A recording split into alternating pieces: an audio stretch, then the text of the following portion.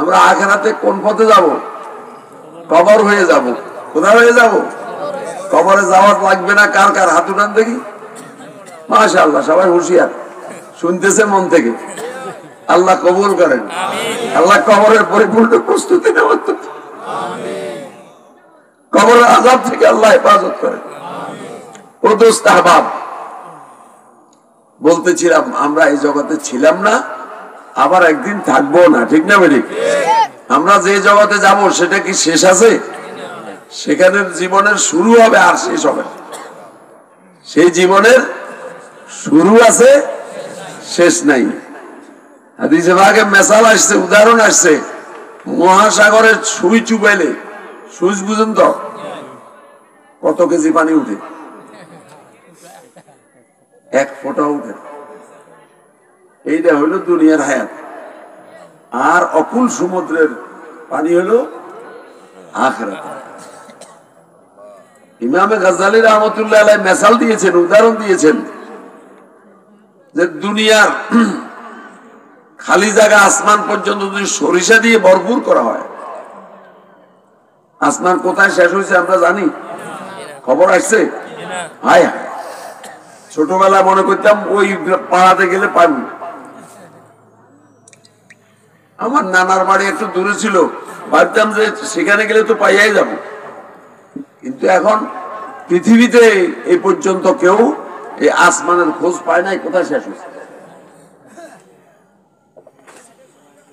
মেরে মোহতারাম হাজরিন, রব্বে কারিমকে চিনেন, এই আসমানকে হও কইছে হইয়া গেছে।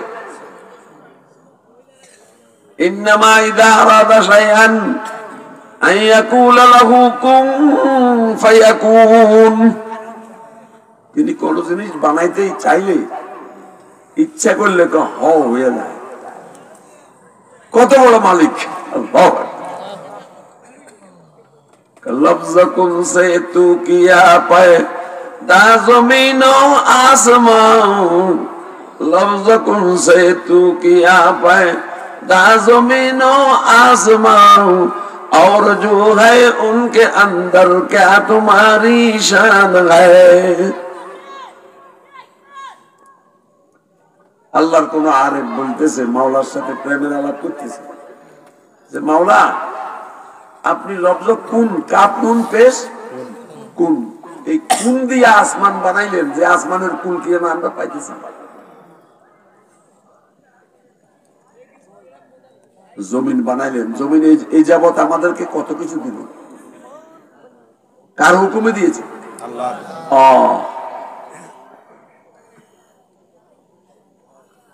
তিনি এত বড় সত্তা, এত বড় জাত, তিনি এই কুল কায়নাতকে আমাদের খেদমতে নিয়োজিত করেছেন।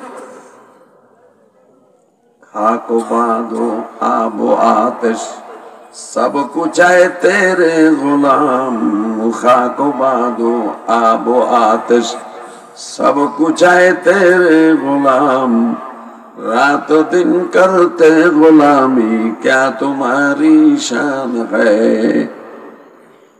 মাটি, পানি, আগুন, বাতাস, এই 4 জিনিস কে দিয়েছেন? আল্লাহ।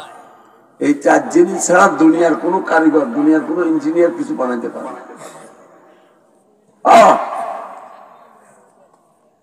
এই মাটি কি স্ট্রাইক করছে? বাতাস যদি আধা ঘন্টা স্ট্রাইক করে আমরা বাঁচবো? বাতাসকে যে হুকুম দিয়েছে, বাতাস তার মান্য করতেছে। মাটিকে যে হুকুম দিয়েছে, মাটি বানতেছে। আগুনকে যে হুকুম দিয়েছে, আগুন তার দায়িত্ব আদায় করতেছে।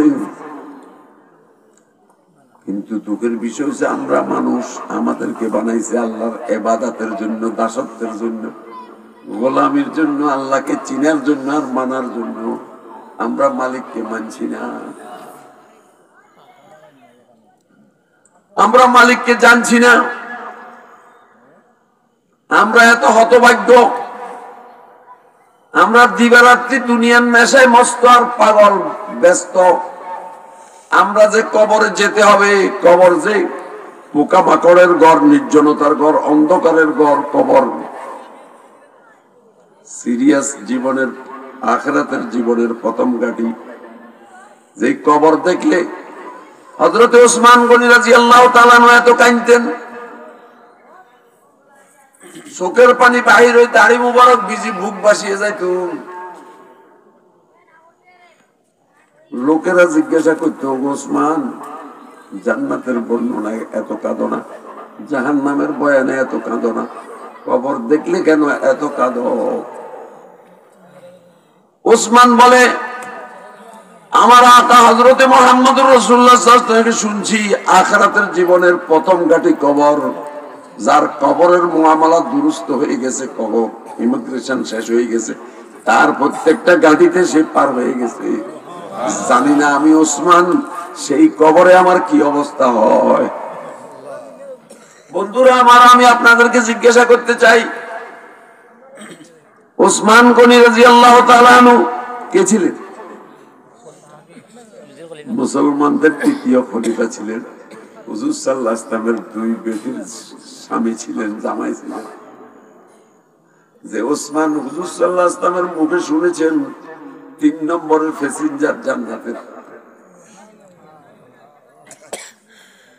ওসমান কি রাসূলুল্লাহ সাল্লাল্লাহু আলাইহি ওয়াসাল্লামকে বিশ্বাস করতেন না? রাসূল কি জীবনে মিথ্যা কথা বলার সম্ভাবনা ছিল? রাসূলের মুখে শুনছে ওসমান ইবনে আফফান ফিল জান্নাহ। ওসমান রাসূলের মুখে শোনার পরেও কবর দেখলে এত কাঁদছেন। দোস্ত, আমাদের কার কার এই দুনিয়াতে জান্নাতের ডিক্লেয়ার আছে? তাহলে আমরা কে কয়দিন কবর দেখি কাঁদছি?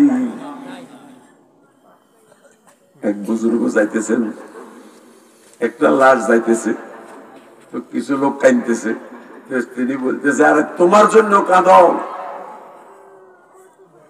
লাশটা কার? এই কথা জিজ্ঞাসা করছে। লাশটা তোমার? তোমার নলে লাশটা আমার। আমি তো কবর দেখি, খাটের মধ্যে লাশ দেখি, একথা চিন্তা করতে হবে, হায় রে আমি ওই পথের যাত্রী, আমাকেও তো কবরে একা যেতে হবে। কবরের তো মুনকার নকিরের ঘর, মুনকার নকির কবরে মুর্দাকে রেখে আসলে যখন কবর দেনওয়ালারা চলে আসবে জিয়ারত করি, তখন তাকে উঠাবে, বসাবে, জিজ্ঞাসা করবে মান রব্বুকা ওয়া মা দীনুকা ওয়া মান বুইসা ফীকুম। দুনিয়ার শিক্ষা জগতে প্রশ্ন আউট হইলে আবার বাতিল করে নতুন প্রশ্ন করে, ঠিক না বলি? কিন্তু রব্বে কারীম এত দয়ালু, এত আরহাম, তিনি কবরের প্রশ্ন আউট করে দিয়েছেন, হাসরের ময়দানের প্রশ্ন আউট করে দিয়েছেন। আউট করা সত্ত্বেও দুর্ভাগ্যবশত 72 কাতার ফেল করবি। নাউজুবিল্লাহ। কিয়ামতের ময়দানে কত কাতার হবে? 73 কাতার। হুজুর সাল্লাল্লাহু আলাইহি ওয়াসাল্লাম বলছেন, বনি ইসরাইল 72 দলে দলবদ্ধ, আমার উম্মত 73 দলে দলবদ্ধ হবে। এক দল নাজি, তারা আহলুস সুন্নাত ওয়াল জামাত, তাদের মধ্যে আল্লাহ আমাদেরকে গণ্য করেছেন। কিন্তু দুঃখের বিষয়, আজকালকার যুবকরা ওই আহলে হাদিস হয়ে যাইতেছে, ওই সৌদি আরব চাকরি করে ইমাম বুখারী সাহেব হয়ে যাইতেছে। ঠিক ঠিক।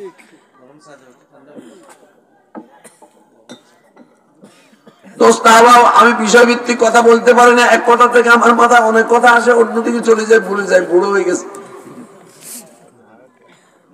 আমি বলতেছিলাম, ওসমান কি রাসূল করিম সাল্লাল্লাহু আলাইহি ওয়াসাল্লাম বিশ্বাস করতেন না? তাহলে ওসমান এত কাঁদে কেন? হাল কালে রাবু যারে মরদে হালে সাও, পেশে মরদে কামেলে পামালে সাও। এটা ওসমানের হাল সৃষ্টি হয়েছে। আলী রাদিয়াল্লাহু তাআলা যখন মুয়াজ্জিন আযান দিত, তখন ওনার চেহারা কি হয়ে যেত?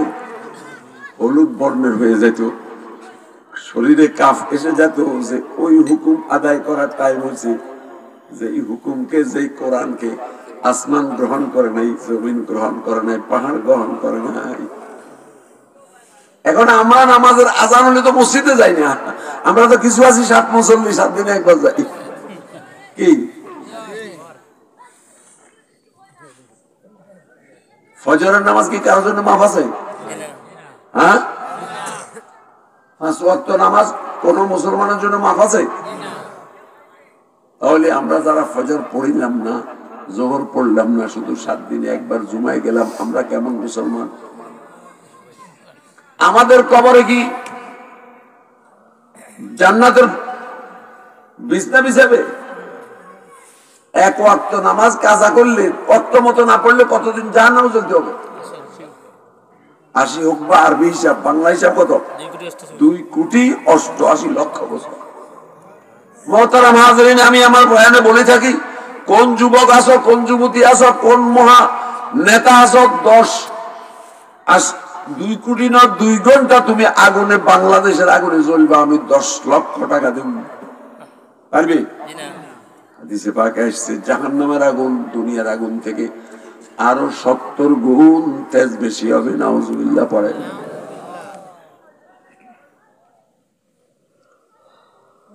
দোজখের আগুনকে 1000 বছর জ্বালার পরে সাদা হয়েছে, দ্বিতীয় 1000 বছর জ্বালানোর পরে লাল হয়েছে, তৃতীয় 1000 বছর গরম করার পরে কৃষ্ণবর্ণ কালো হয়ে গেছে। সেই জাহান্নাম বেনামাজিদের ঠিকানা, সেই জাহান্নাম নাস্তিকদের ঠিকানা। নাউজুবিল্লাহ পড়েন। মুহতারাম হাজরিন, আমি বলতেছিলাম হযরত ওসমান গনি জান্নাতের সুসংবাদ পাওয়া সত্ত্বেও, নবীজির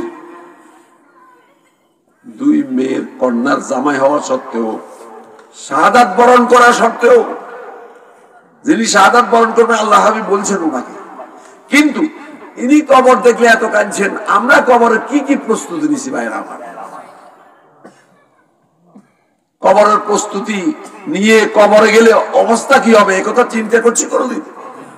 এই জন্য মাহফিল, এই জন্য হযরত ওয়ালা বুজুরগানে দ্বীনের হযরতে মুহাদ্দিসিনে কেরামের সোহবতে যাওয়া, শুক্রবার দিন মসজিদে প্রথম কাতারে যাওয়া, ঠিক যে আমার কবর ঠিক হলে সব ঠিক হবে। দোস্ত হাবা, বর্তমান যুগের মুসলমান নরনারী কবর বিশ্বাস করে? হ্যাঁ, আমি কই করে না, করলে আমার মায়েরা এত উদাসীন কেন, এত উলঙ্গ কেন? পর্দা করা ফরজ না সুন্নাত? ফরজ। কি বছরে 1 মাস? হ্যাঁ, 24 ঘন্টা ফরজ। ইসলামের ঈমান 24 ঘন্টা রাখা ফরজ, আর অন্য কোনো আহকাম, নামাজ, রোজা, হজ, যাকাত নির্দিষ্ট টাইমে ফরজ, ঠিক না? ঠিক ঠিক। তাহলে যে পর্দাটা মরে গেল ফরজ, মরে গেলে কি নামাজ রোজা আছে? কিন্তু আমার মাদেরকে কি সকল পুরুষ দেখতে পারবে? আমার মা মারা, আমার বাপ মারা গেলে আমার মাকে সকল নারী দেখতে পারবে? তাহলে পর্দাটা 24 ঘন্টা ফরজ, মরে গেলেও ফরজ। এখন এইবার পর্দা করবেন কে কে? হাত উঠান। পর্দা না করি কবরে গেলে কি জালান ছাড়া থাকবে?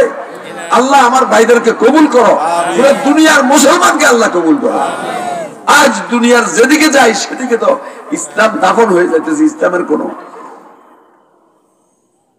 অস্তিত্ব নাই। আমি তো বলি প্রকৃত ইসলামও নাই, প্রকৃত কি ঈমানও নাই। ইসলাম অর্থ কি? মানা, হুজুররা পড়ছে আল ইসলাম ও গরদান নিহাদান বাতাত। বাংলা অর্থ হলো আত্মসমর্পণ করা। যে আত্মসমর্পণ করে তার কোনো মত নাই, মত আল্লাহর, পথ রাসূলের। মুসলমান মানে আত্মসমর্পণকারী। মুসলমান আল্লাহর কাছে লা ইলাহা ইল্লাল্লাহ বলে সারেন্ডার করছে, নাই কোনো মাবুদ আল্লাহ ছাড়া, মুহাম্মাদুর রাসূলুল্লাহ, মুহাম্মদ সাল্লাল্লাহু আলাইহি ওয়াসাল্লাম আল্লাহর রাসূল। এখন মুসলমান চলবে আল্লাহর হুকুমে, নবীর তরিকাতে, নবীর পথে। বলেন আজকে আমাদের দেশে শতকরা 80-85 জন মুসলমান বাংলাদেশে, আর 15 জন হলো ইহুদ, নাসারা, হিন্দু, খ্রিস্টান, বৌদ্ধ, নাস্তিক। এই 80 জনে কি আজকের ফজরের নামাজ পড়েছে? তো নামাজ যদি না পড়ে তার ইসলাম থাকবে? লা সামা ফিল ইসলাম লিমান লা সালাত আলা। আল্লাহর হাবিব বলছেন যার নামাজ নাই ইসলামে তার কোনো অংশ নেই। মান তারাকা সালাতা মুতাআম্মাদান ফাকাদ কাফার। যে জানে বুঝি নামাজ ছাড়লো সে কাফের হয়ে গেল। অন্য মাযহাবেও কাফের হয়ে গেছে, বড় বড় সাহাবায়ে কেরামও বলেন কাফের হয়ে গেছে। শুধু আমাদের হানফি মাযহাবে বলে দেখো সে নামাজ অস্বীকার করে কিনা। যদি নামাজ সে অস্বীকার করে তাও কাফের হয়ে গেছে। আমি বলবো যারা পড়ে না তারা স্বীকার করলে তো পড়তোই। কি বলে? হ্যাঁ, যদি সে নিজেকে লজ্জিত মনে করে, অনুতপ্ত হয় যে নামাজ ফরজ, আমি পড়তে পারি না আমার দুর্বলতার কারণে, নফসের ধোঁকায়, বা আমার বদভ্যাস অলসতার কারণে, যদি এই অনুতাপ থাকে তাহলে এখনো কাফের হয়নি। আসেন পর্দার কথা একটু আগে বলছি, আমার মায়েরা আমার বোনেরা আজ পর্দা করতেছে, আমার যুব সমাজ নেতা সমাজ পর্দা করতেছে। আমার মায়েরা তো সতর্ক রাখে না, মা বোনদের সতর্ক কতটুকু?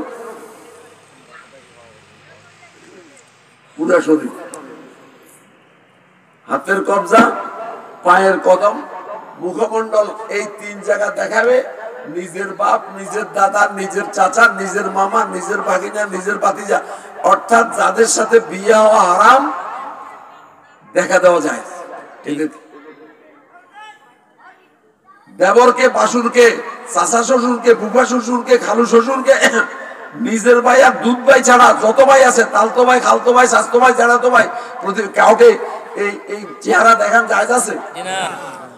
তাহলে বলেন ইসলাম কোথায় আছে আমাকে দেখেন।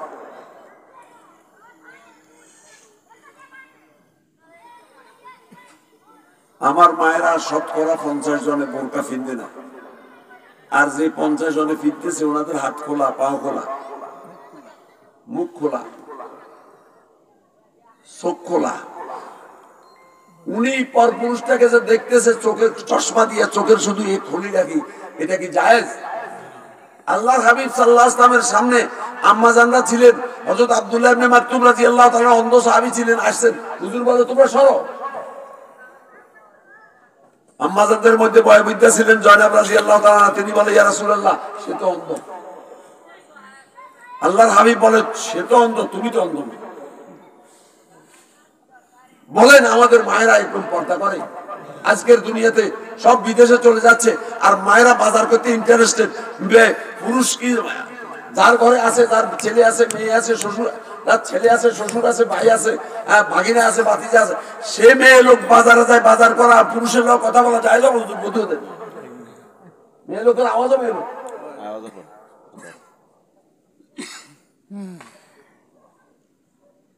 আমি আমার বয়ানে বলে থাকি, নিজের এহসাস থেকে, উপলব্ধি থেকে, আজ দুনিয়াতে ইসলামের অস্তিত্ব নাই। সুদ হালাল না হারাম? কেমন হারাম? ডেঞ্জারাস হারাম। সুদ খেলে হুজুররা জিজ্ঞাসা করেন 70টা গুনাহ হয়, সুদের 70টা স্তর আছে। নিম্ন স্তর হচ্ছে আপন মায়ের সাথে অপকর্ম, জিনা করা, নাউজুবিল্লাহ পড়ে। তাহলে যেটা এত ডেঞ্জারাস, ছোটটা আর উপরগুলো কি অবস্থা? যদি আমরা সুদ খেয়ে যাই, আমরা ঘুষ খেয়ে যাই, আমরা জবরদখল করি, বনের হক মারি, আমরা যদি কি যৌতুক লই, আমরা যদি প্রতারণা করি, ধোঁকা দিয়ে যাই, কবরে গেলে কবরে শান্তি হবে? আজকে দুনিয়ার মুসলমানের কবরের ভয় আছে? ভয় থাকলে এত সুদ কেন, এত ঘুষ কেন, এত জুয়া কেন, এত জবরদখল কেন, এত যৌতুক কেন, বনের হক দেনা কেন? কোন মুসলমান মারা যাওয়ার পরে তার দাফন করার পরে সর্বপ্রথম তার মিরাস বন্টন করার হুকুম ইসলাম।